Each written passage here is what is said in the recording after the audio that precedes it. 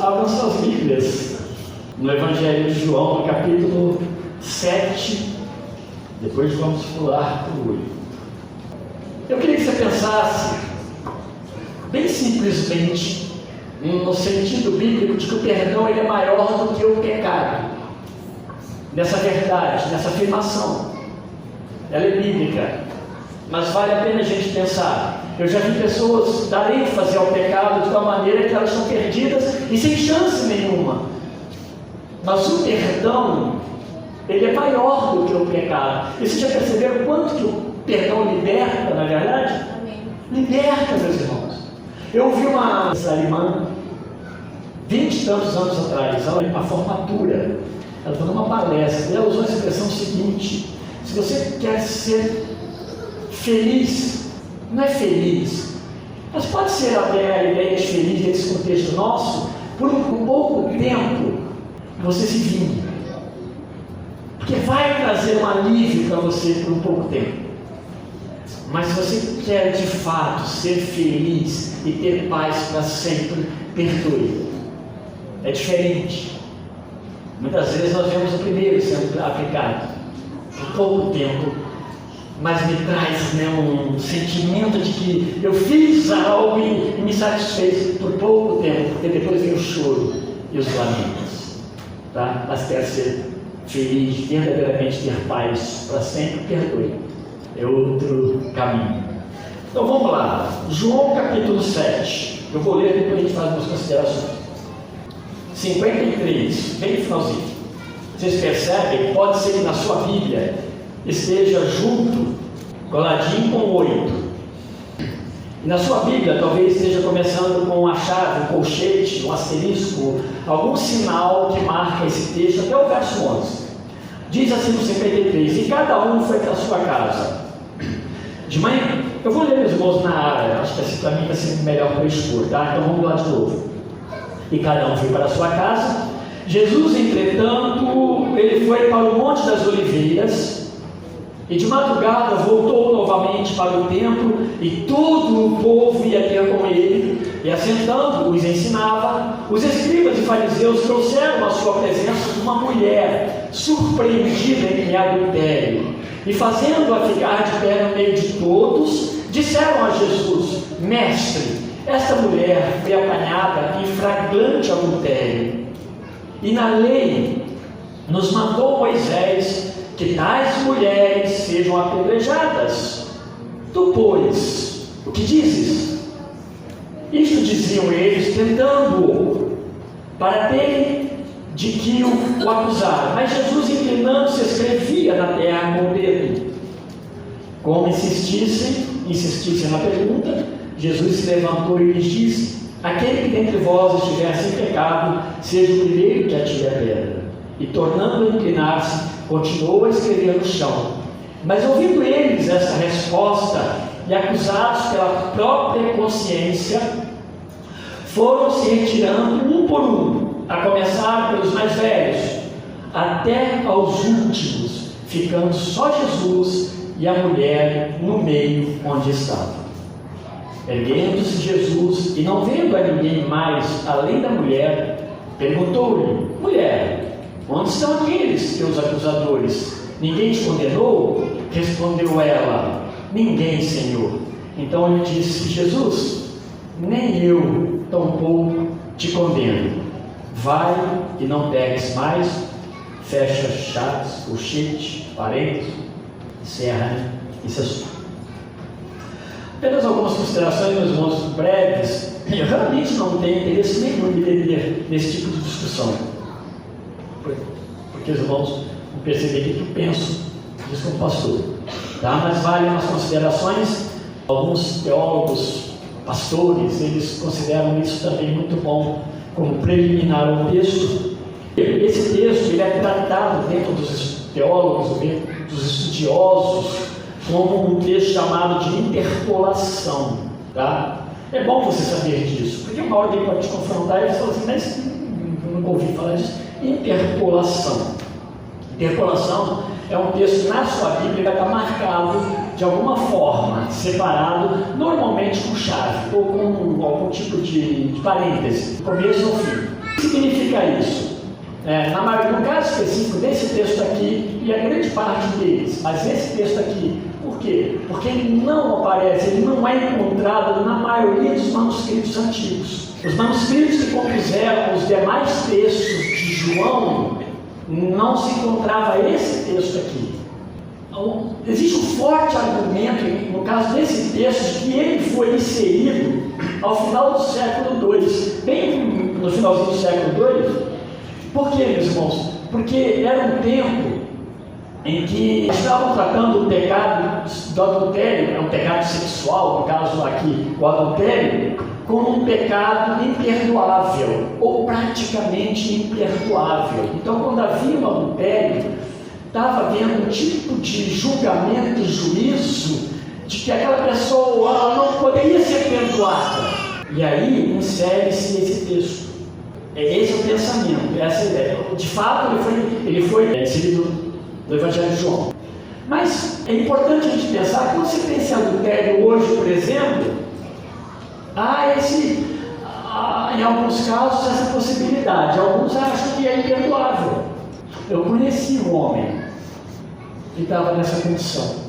A igreja o considerou imperdoável. Eu pude conversar com esse homem. O outro lado é o lado de qual? É que está tudo bem, né? O que é um adultério a mais ou adultério a menos?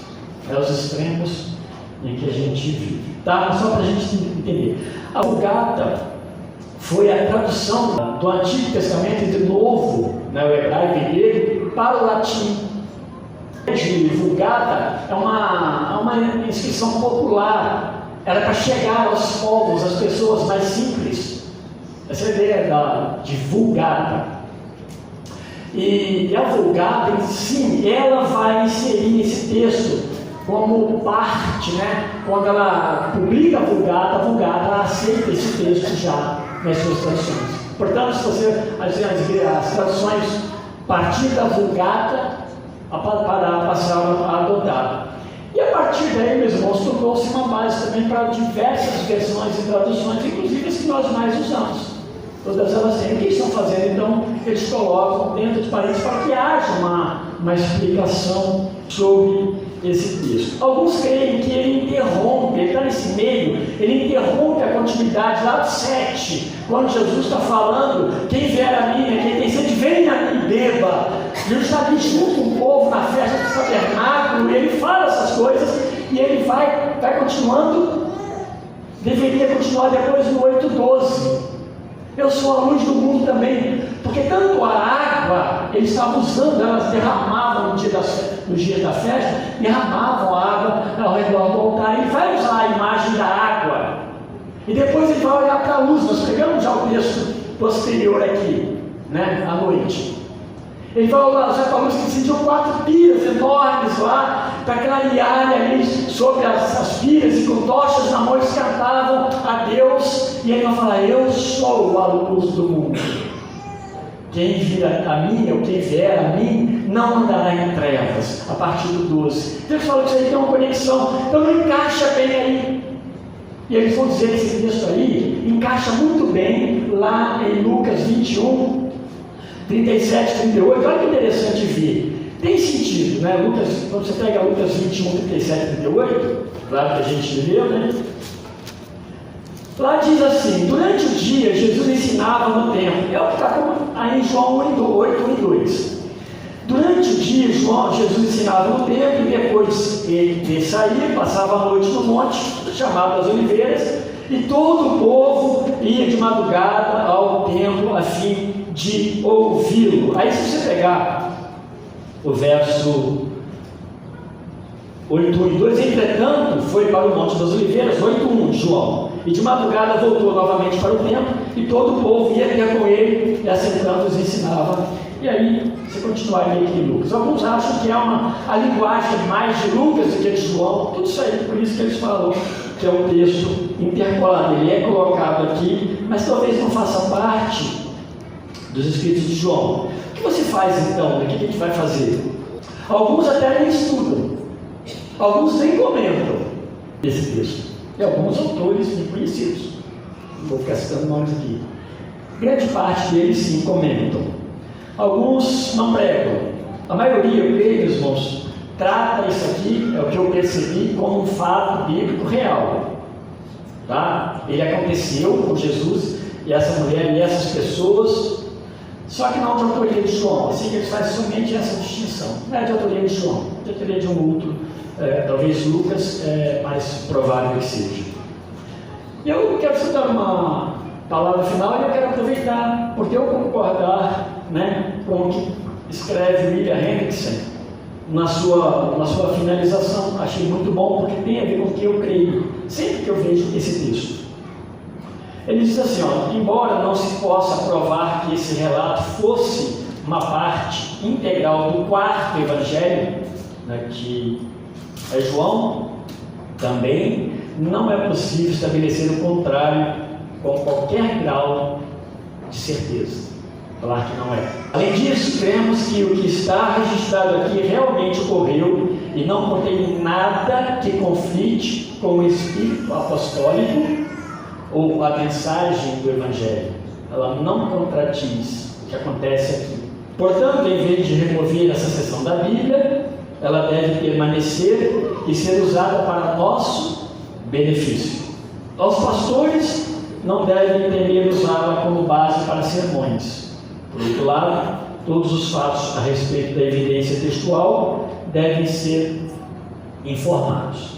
Tá bom? Feito isso, os irmãos compreenderam, pelo menos basicamente, o que você pode confrontar. Por que esse parênteses está aqui? Que são textos que eles não fizeram parte dos primeiros. Aqueles que você encontrou todos os demais, basicamente, mas esse não estava, ele veio posterior, ele foi acrescido.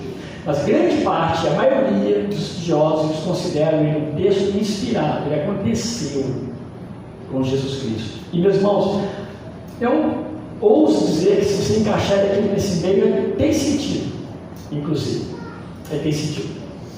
Vamos lá.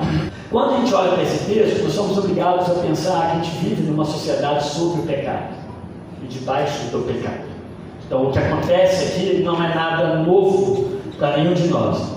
E por causa, e diante dessa promiscuidade, né, que é o pecado, é a prática pecaminosa, o que as leis humanas fazem? Elas reagem às próprias leis dos homens. Né? Nós reagimos contra essas coisas. O problema é que uma hora, na nossa reação, ou nós banalizamos o pecado, daquele que eu falei dos extremos, né? Ou nós aplicamos um extremo rigor sobre o pecador, por causa do pecado, por causa do erro. E essa aplicação, muitas vezes, ela é sem piedade, ela é bem assim, muitas vezes até parcial, na tentativa de uma correção. Qual deve ser o procedimento ideal diante disso? Eu quero que você tenha a sua mente agora como um cristão, pensando de fato como uma pessoa crente diante dessas situações. Qual o procedimento ideal e vivendo no mundo que está sob a queda, sob o domínio e controle, né, do pecado? A resposta talvez melhor seja que nós precisamos responder olhando, né, para a perspectiva de Deus. Eu não estou falando nada novo para ninguém, porque Deus é justo e compassivo. Então, diante do pecado, meus irmãos, nós precisamos olhar para Deus. O que é que Deus diz sobre o pecado e sobre os pecadores, dos quais nós fazemos parte disso? Para nós cristãos, é importante a gente atentar para os ensinos dos evangelhos. Esses ensinos, eles tanto condenam o pecado, mas também eles manifestam a graça de Deus, a graça de Cristo ao arrependido. Que se nós tirarmos o Evangelho, nós não olharmos para Deus, nós vamos aplicar a pena humana, ou nós vamos cair nos extremos, de não nos importarmos com isso e banalizarmos, tanto faz, vamos aceitar no amor. Numa igreja, por exemplo, sem disciplina, ou nós vamos ser ferrenhos na aplicação. Por que isso? Porque de fato, meus irmãos, o perdão, quando ele acontece, o perdão mediante arrependimento, será sempre maior que a ofensa cometida. O perdão, ele cobre a ofensa cometida. Isso tem que ser para nós algo libertador, meus irmãos, como crentes, salvos. A gente orar para isso, porque quando nós enxergamos assim, nós omitimos o nosso pecado, nós escondemos os nossos pecados. Mas quando nós entendemos que Ele é libertador, nós o confessamos, nós os corrigimos como cristãos. É diferente. Nesse acontecimento que foi relatado aqui nesse texto, acontece que é um adultério. E esse adultério, vocês viram que ele serviu apenas de caminho. Ele foi uma ponte para o interesse maior de alguns opositores de Jesus Cristo que estavam ali naquele lugar. Aliás, Jerusalém estava lotada, ela estava abarrotada de pessoas nesses dias. E aí, meus irmãos, o desejo deles era olhar para Jesus e falar: qual o seu juízo sobre isso? Lembra, vocês vão lembrar quantas vezes eu falei, alguns mais antigos, que o nosso juízo ele não tem valor se ele não for baseado nas Escrituras? Eu sempre falo, quando você quer falar e aconselhar alguém, pegue a Bíblia, leve a Bíblia, use a Bíblia e aconselhe alguém, porque senão você fala muito de si mesmo. E isso é muito perigoso. O momento, por que estava cheia? A festa dos tabernáculos. Ela foi ordenada por Deus lá no passado, na lei, e tinha que ser celebrada. E Jesus, nesse dia da festa, ela acontecia por 8 dias, 7 dias de festa. Alguém diz que o 8º dia era o fechamento, esse encerramento apenas. Jesus, aqui no texto, que ele sai do pátio do templo, e tudo parece, né? Parece que Jesus estava no pátio das mulheres, né? A expressão que vai usar nesse começo, lá do capítulo 7, se não me engano, ele vai falar que onde estavam os gasofiláceos. Os gasofiláceos recebiam as ofertas, todo tipo de oferta, cada um no seu devido lugar, ficava no pátio das mulheres. Dizem que essas tochas grandes, enormes, que clareavam Jerusalém, aonde Jesus vai falar que Ele é a luz do mundo, e não só de Jerusalém. Essas tochas, elas eram erguidas e acesas também no pátio das mulheres. Jesus retorna do Monte das Oliveiras, alguns dizem que é Betânia, bem pertinho ali, talvez até na casa de Maria, Marta e seu irmão, né, Lázaro. Eles estavam ali na casa deles, mas talvez estivesse na casa dessa família que ele amava tanto, né, diz o capítulo 11, que ele amava muito. E ele vai para lá e volta, ele retorna. E eles trazem a Jesus uma prova viva, né, presente, que era uma mulher. Ela foi pega, né, em pleno adultério. Eu fico tentando imaginar como que esses malvados homens tramaram isso.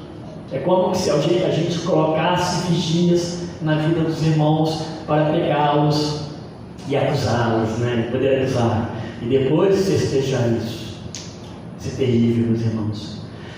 Quando a igreja aprende, ela é bem ensinada, ela confessa a Deus os seus pecados, ela trata com Deus. Uma igreja que compreende isso, ela é uma igreja com muito pouco problema, porque ela trata com Deus. Você trata com Deus os seus problemas.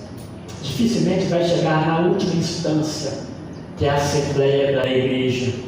Talvez, meus irmãos, quem estivesse conduzindo essa mulher fosse os guardas do templo. Lá no capítulo 7 fala sobre eles. Eram levitas. Eles voltam, quando mandam prender Jesus, eles voltam sem Jesus. Sabe o que eles falam? Quando eles são perguntados: por que vocês disseram Jesus? Cadê ele? Não estou vendo ninguém.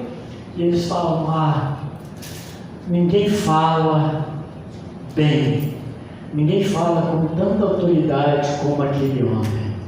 Eles não conseguiram trazer Jesus após ouvir Jesus.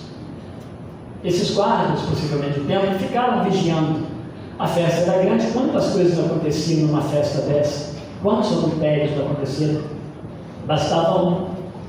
E eles vigiaram e pegaram de fato. Foi algo que aparentemente aconteceu.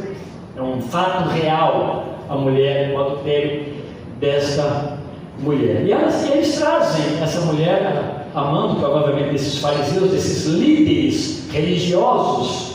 Fariseus e escribas, eles faziam parte da liderança judaica dentro da ordem dos fariseus. né? Eles eram líderes, eles eram mestres em Israel. Os escribas, eles eram esses mestres peritos na lei de Moisés, porque eles copiavam, eles interpretavam, eles ensinavam a lei.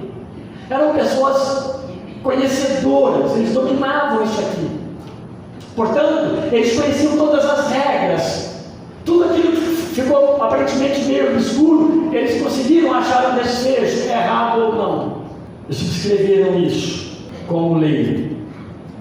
A estratégia extravagante, o propósito maior era colocar em prova não a mulher, não o adultério, mas Jesus. E sem se importar com a situação dela, isso fica claro para nós. Esse não é um texto feminista, longe disso aí.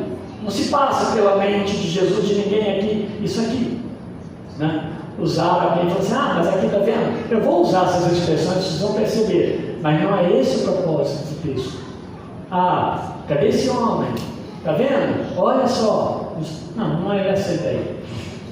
O que está por trás disso é algo muito maior, que nós precisamos enxergar com os nossos olhos da fé. Eles querem pegar essa mulher, levar como uma prova, mas eles querem apontar para Jesus. Mesmo, ainda que isso não elimine a culpa dela. Houve, o ato aconteceu, e essa mulher, ela é culpada.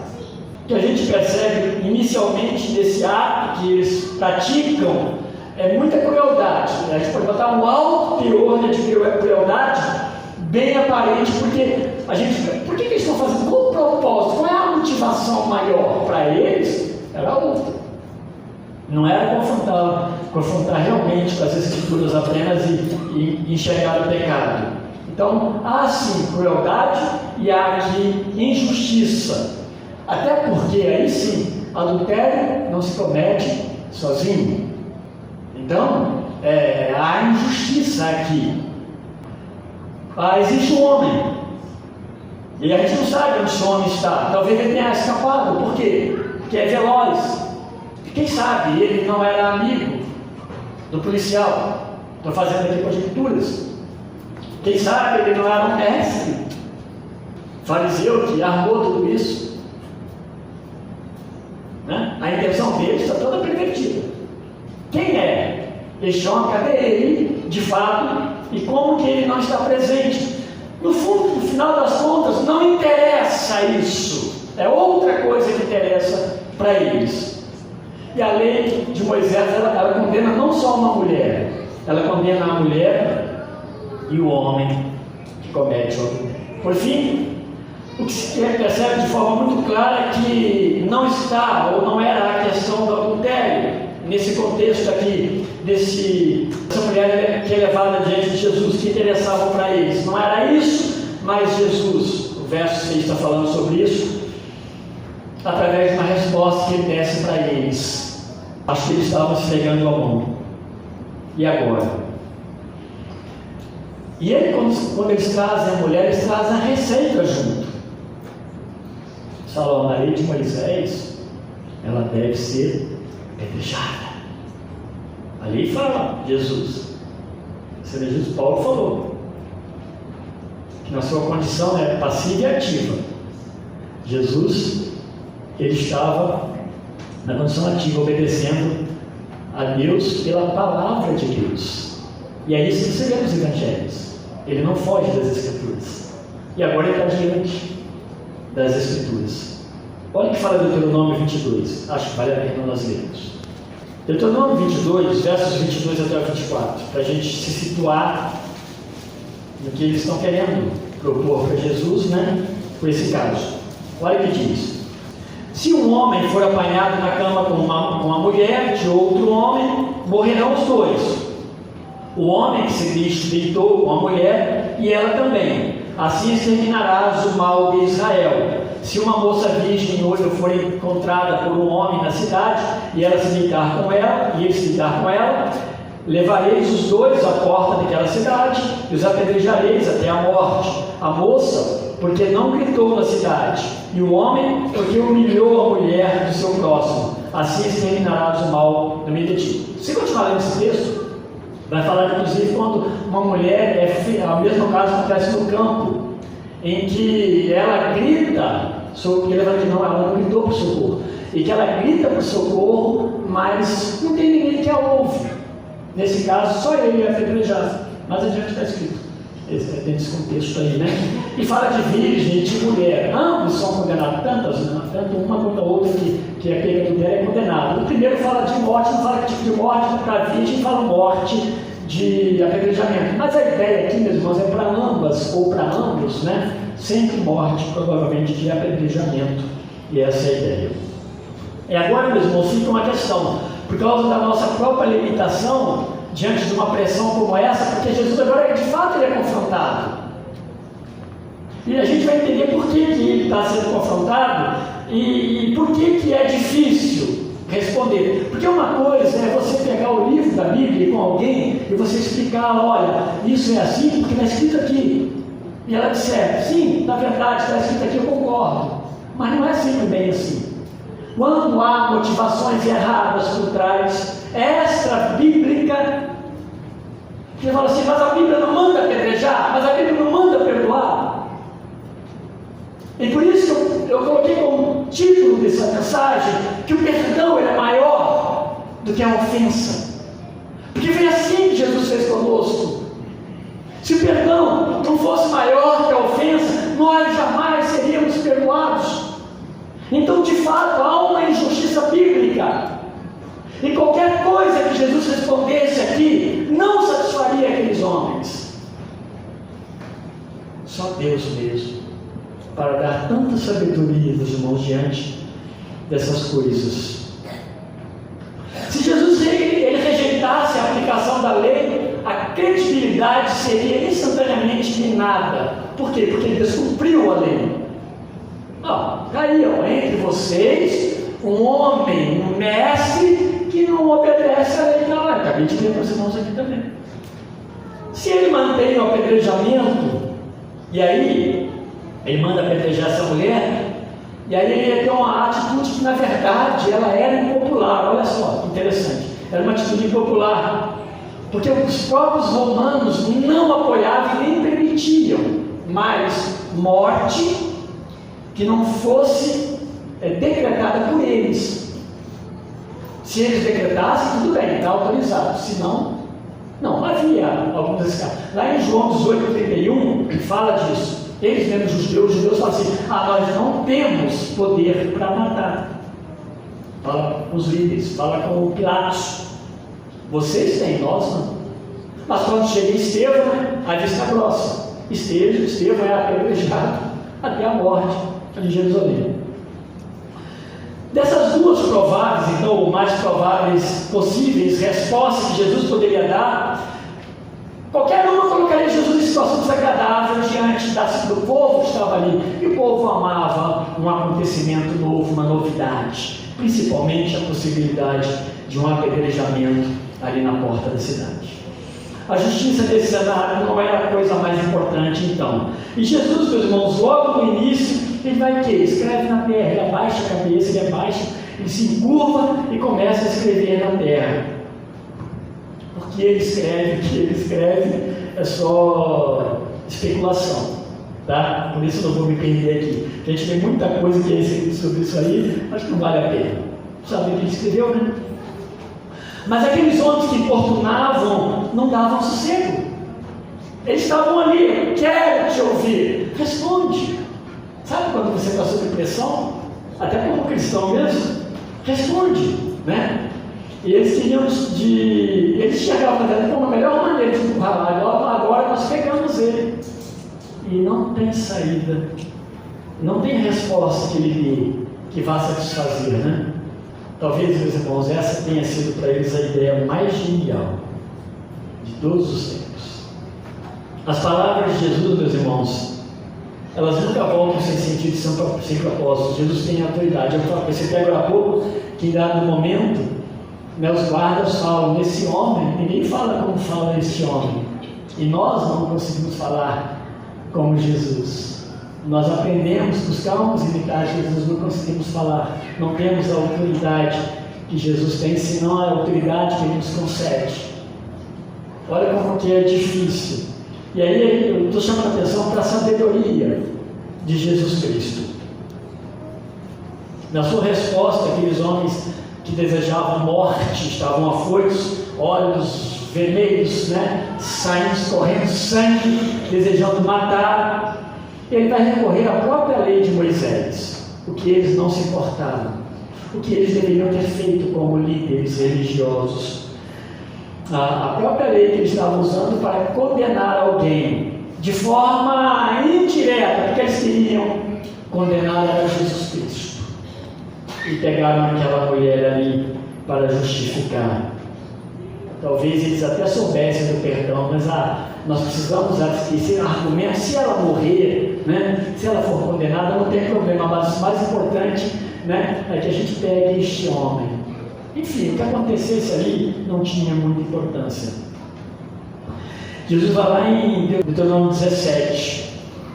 Se alguém de vocês estivesse em pecado, ele vai usar essa expressão, que atire a primeira pedra. Lá está falando disso. A testemunha, ou as testemunhas devem ser as primeiras a julgar as pedras. Correto?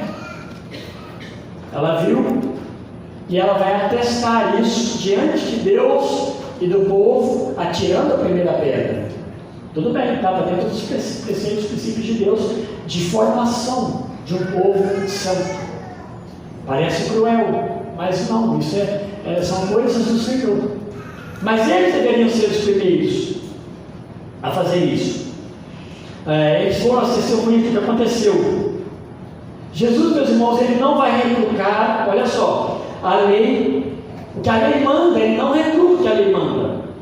Ele não abole o 7º mandamento, não adulterarás. Ele não fala, então vamos tirar esse mandamento das Escrituras, porque ele é um mandamento muito cruel. Não faz isso, tá?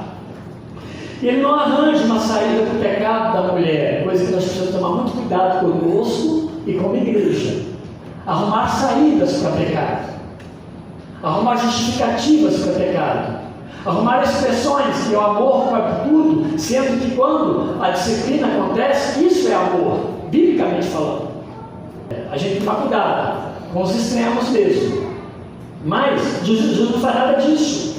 O apelo de Jesus foi para a questão da consciência, porque nós conhecemos a Deus, Deus trabalha a nossa consciência. Não tem como nós continuarmos fazendo escondido coisas. Paulo vai falar aos Efésios, no capítulo 4, quem roubava não roube mais, quem matava não mate mais, quem mentia não minta mais, porque não é mais normal na nossa consciência a permanência desse tipo de pecado.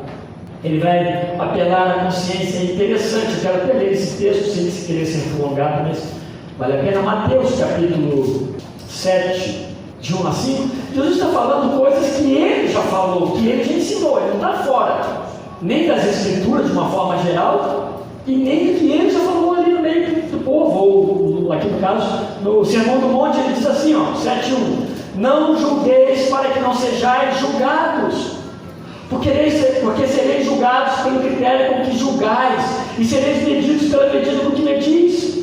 Por que vês o cisco no olho do teu irmão e não reparas na trave que está no teu próprio olho?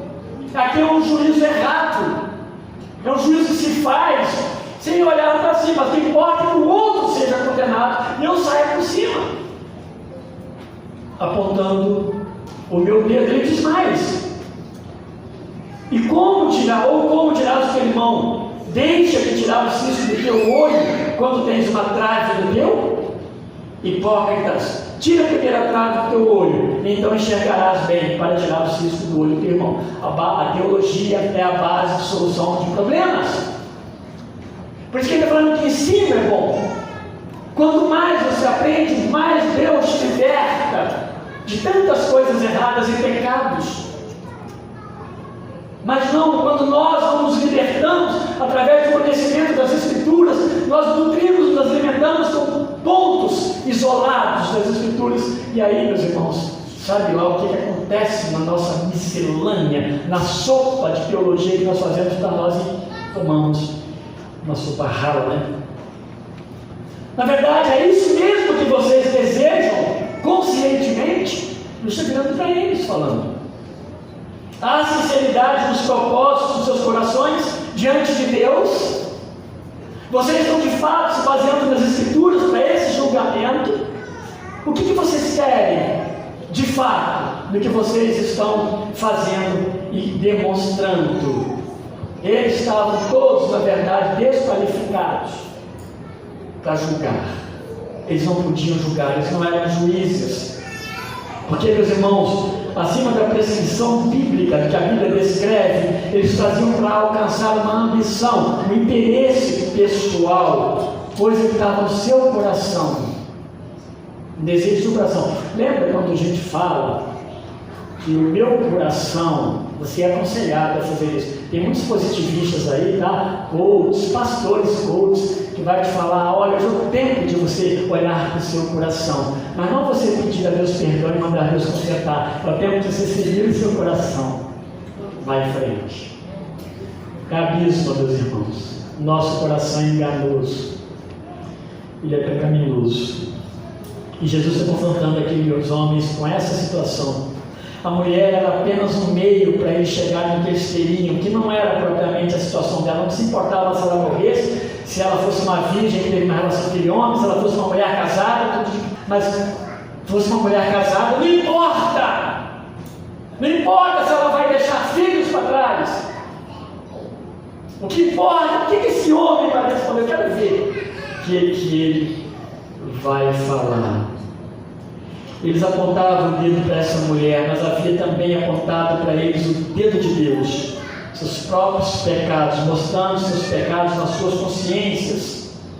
E a consciência, meus irmãos, nos mostra as verdadeiras motivações para muitas coisas. E às vezes se faz o que se faz, mas a consciência, por causa de Cristo, está mostrando outra coisa. Por causa da palavra, há algo muito melhor e certo a ser feito. Mas não, há uma aparência que eu tenho que satisfazer, há um desejo maior do que aquilo que, na verdade, Deus está falando na minha consciência. Nós precisamos agir de acordo com o que Deus nos mostra, precisamos tomar cuidado. Jesus acontece que ele se inclina novamente, e o que acontece é que todos vão embora um a um. Quem fica ali? Dos acusadores, os mais velhos. E isso aí tem um sentido bíblico. Eles tomam a frente por questão de consciência. São os mais velhos do povo. E os líderes, todos ali estavam os mestres. Agora Jesus confronta eles: não, o que nós estamos fazendo de fato não tem sentido. Nós estamos pulando etapas. Nós não estamos agindo como Deus deseja que nós ajamos. E eles começam a ir embora, um a um. Mais velhos seguidos pelos mais novos, no capítulo verso 9, eles saem, mas vão de certa forma, humilhados, com certeza envergonhados também. Pelo menos era para acontecer isso. Não porque Jesus impôs humilhação para eles, mas porque eles fizeram coisa errada diante de Deus. Eles saem assim, fica somente ela e Jesus. Talvez a multidão, porque fala que ela estava no meio de alguma coisa. Talvez aqueles ainda ficaram: o que vai acontecer agora? Os curiosos, nós somos curiosos, né? Os curiosos continuaram ali. E Jesus então dirige pela primeira vez para aquela mulher. Até então não falou, ela estava quieta lá. E ela estava diante de Jesus Cristo. Onde estão os que te acusam? Cadê essas pessoas? Ninguém a condenou? Jesus estava, meus irmãos, escrevendo. Cadê eles? Eles sabiam. Cadê? Os homens foram embora. A resposta daquela mulher, a gente fica pensando em que estado que estava aquela mulher emocional. Poderia ser um homem também. Mas imagina uma mulher no meio de homens. Ali dificilmente estavam muitas mulheres. Que situação! No mínimo de cabeça baixa. Emocionalmente abalada, claro. Ela disse que ninguém a condenou. Não, Senhor, ninguém me condenou. Não houve condenação. Tinha uma condenação, mas tiraram essa condenação. Eles foram embora. Eles não mantiveram a condenação sobre mim. Ninguém a condenou. Somente Deus tem autoridade para determinar juízo. E no sentido ali, meus irmãos, todas as leis deveriam estar subjugadas à palavra de Deus. Tudo que se fizesse ali tinha que estar subjugado à palavra de Deus. Esse diálogo que ele desenvolve com essa mulher agora, com certeza agora deveria ficar gravado. Esse que para Jesus importava. Precisava ficar gravado na mente dela. Lembra da sua conversão? Talvez você se lembre. Para mim eu me lembro, meus irmãos, porque foi humilhante para mim. Não que o pastor me humilhou, me falando algumas coisas apontando para mim, me humilhou humilhante para mim diante de Deus. Porque começou a pregar e eu falei, eu sou esse homem mau, pecador. E o Espírito vai te abaixando a vontade de você esconder. Mas que bom que ninguém me conhece perfeitamente como Deus. E agora precisa disso. Ela precisa ter gravado nela as palavras de Jesus, na mente dela também, no coração dela, como um favor. Porque ele vai dizer, nem eu te condeno. Nem eu te condeno. Isso, meus irmãos, é autoridade, isso é sabedoria, isso é olhar para as Escrituras. Nós já tivemos em disciplina aqui na igreja esse final. Diante de arrependimento, nós não temos como fazer mais julgamento. Onde há arrependimento, quem somos nós para dizer não mais? Nem nós condenamos. Prevalece o perdão de Deus. Sempre o perdão de Deus. Essas palavras, então ela precisava olhar para esse favor de Jesus e nunca mais esquecer dele. E essas palavras finais então de Cristo, elas vão refletir a autoridade de Cristo sobre a própria lei. O tempo todo ele está falando de onde eu vim do Pai, eu tenho parte com o Pai, eu sou como o Pai, eu e o Pai somos um. Ele vai falar mais adiante. Ele nasce em Belém, ele vem de Maria e José, da linhagem davídica. Ele faz milagres assombrosos, ou melhor, maravilhosos. Mas não é visto como Messias, nada disso tem valor. E aqui está aquele que realmente está acima de tudo isso, mas cumpre a lei. Vai colocar sobre ela, então, meus irmãos, além de poder perdoar pecados, ele está acima, e ele pode perdoar pecados por sua autoridade. Vai colocar sobre essa mulher essa responsabilidade moral de não cometer mais adultério, porque na verdade, quando nós nos arrependemos, nós somos confrontados com essa condição. Voltar a pecar não é mais normal na sua vida e na minha. Pecados morais, mas também espiritual, porque o adultério, qualquer pecado é contra Deus primeiramente. Então ela volta agora para casa com isso bem claro na sua vida. A resposta adequada para a misericórdia recebida diante dos pecados passados é pureza, então, no futuro. É daqui para frente pureza. É a resposta para Deus que nós damos para o Senhor. O crente Osborne, ele fala sobre isso, ele diz assim, quando somos perdoados, que eu estarei terminando, somos responsáveis perante Deus por mudar nossos caminhos pecaminosos e viver uma vida justa, a partir então desse ponto do perdão. E eu captei bem a responsabilidade pessoal. De contrapartida, na salvação não, mas tem uma responsabilidade que está sobre nós ao respondermos para Deus. E a partir desse ponto, não amar mais o pecado, porque Cristo fez uma transformação. Eu vou ler apenas algumas lições para nós encerrarmos, meus irmãos, com oração sobre essa questão dessa mulher e da questão também do perdão, que é maior do que a ofensa. Perdão de Deus. O pecado do outro, ele não é maior que o meu pecado. Pensando naquela história deles ali. Então ambos sempre necessitam de arrependimento e de perdão. Aqueles homens eram pecadores também, como aquela mulher cometeu o pecado. Somos bíblicos e ajudamos alguém em pecado quando nós confrontamos essa pessoa com a palavra de Deus e ela é conduzida pelo Espírito ao arrependimento. Não é bom que nós vejamos as pessoas em pecado e nós não a ajudemos. O perdão cobre o pecado, eu já disse isso. Somos também responsáveis diante do perdão de Deus por nossas novas atitudes. Isso tem a ver com santidade, meus irmãos. Todos nós somos chamados à santidade. E os outros dois finais. O perdão não significa liberdade para um novo pecado. Eu tirei da caixinha um pecado. Deus perdoou. Eu tenho vaga na caixinha para mais um pecado. Não significa isso. Quem entende que o pecado ele não tem espaço mais nas nossas vidas, jamais deseja pecar novamente. E finalmente, Jesus tem poder para perdoar todos os pecados. Ah, que maravilha! Isso nos atinge, porque Ele pagou o preço lá na cruz do Calvário, quando Ele morre por nós, pelos nossos pecados. Ele é o Cordeiro de Deus que tira o pecado do mundo. E se você está aqui nessa igreja, não é por acaso, não. Eu não estou fazendo esse tipo de propaganda, né? Não é por acaso mesmo. É porque você deseja servir a Deus e amá-lo. E se nós desejamos servir a Deus e amá-lo, Deus vai colocar sobre nós muito mais responsabilidades. Que bom!